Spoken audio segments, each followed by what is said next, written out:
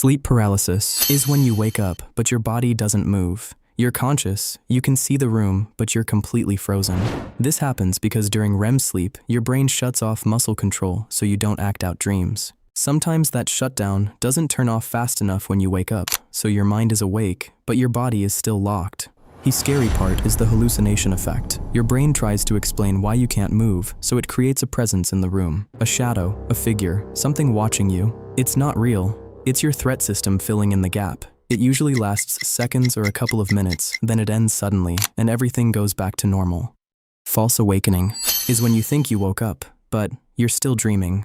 You get out of bed, walk around, maybe even start your morning routine, and everything feels completely real.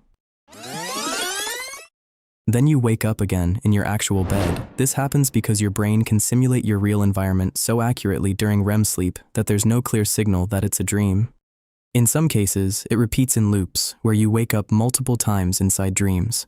The most disturbing part is how normal it feels in the moment, which makes real waking life feel uncertain for a few seconds after it happens. Hypnagogic hallucinations. It happens when you're falling asleep and your brain starts dreaming before you're fully unconscious.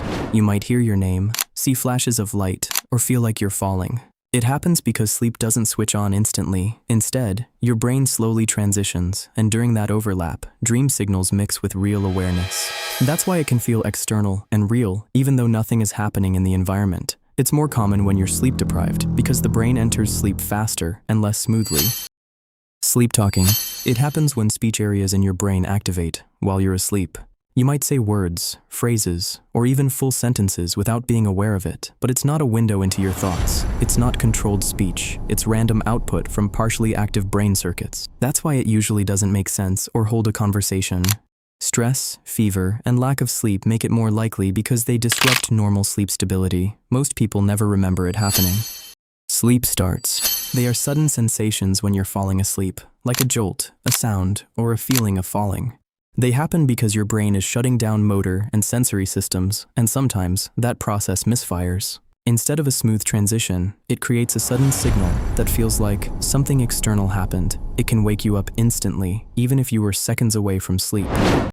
Sleep fragmentation awareness is when your brain briefly becomes semi-conscious during sleep. You're not fully awake, but you also aren't fully asleep. It creates a foggy awareness where you might feel confused or half present without clear memory afterward.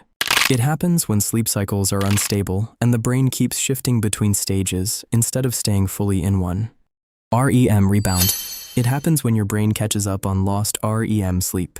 If you've been sleep deprived or used substances like alcohol that suppress dreaming, your brain compensates later by increasing dream intensity. This leads to unusually vivid, emotional, and long dreams. It's not random. It's your brain restoring balance in its sleep cycles.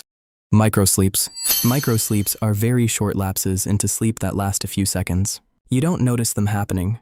To you, it feels like nothing happened, but your brain actually shuts off briefly before returning to awareness. It usually happens when you're extremely tired, and it's one of the most dangerous sleep failures because it can occur while doing tasks like driving without you realizing it.